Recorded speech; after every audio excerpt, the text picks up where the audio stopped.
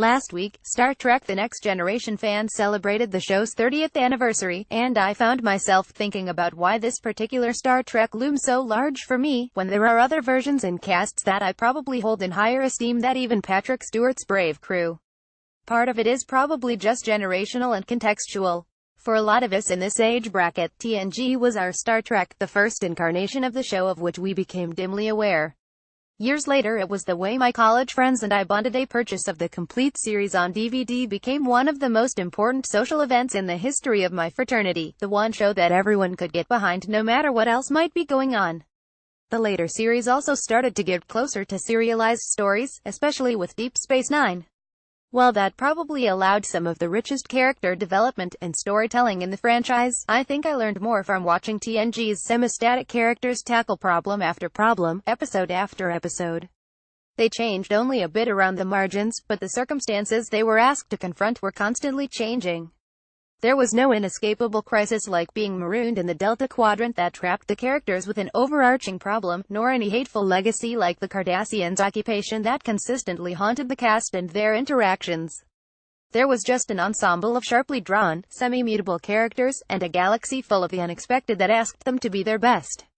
The speech I return to the most out of this series is what Picard says to Wesley Crusher when he catches his surrogate son lying to a board of inquiry at the Federation Academy back on Earth.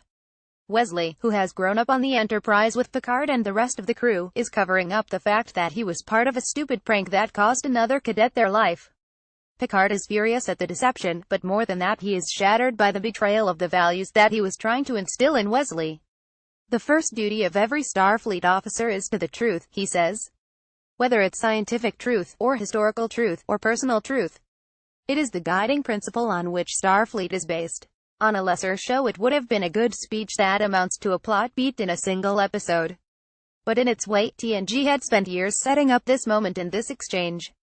The characters and their relationships evolved incrementally, not as dramatically as they do on some shows, but in a way that's probably truer to life when you're dealing with adults who have achieved some self-knowledge.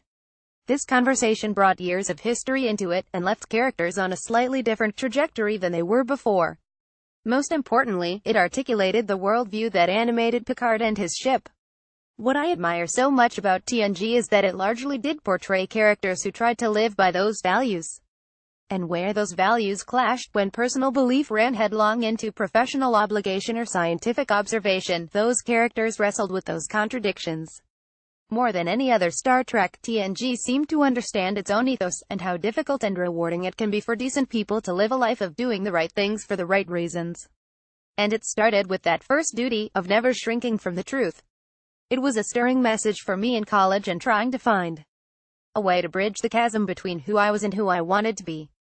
Now, as the show turns 30 and its grown children find themselves lost in what the Ringers Just in Charity called this dystopian kayfabe republic, its lessons and values have taken on the cast of urgency, not nostalgia. What's your most resonant memory from The Next Generation? Let me know in today's open thread.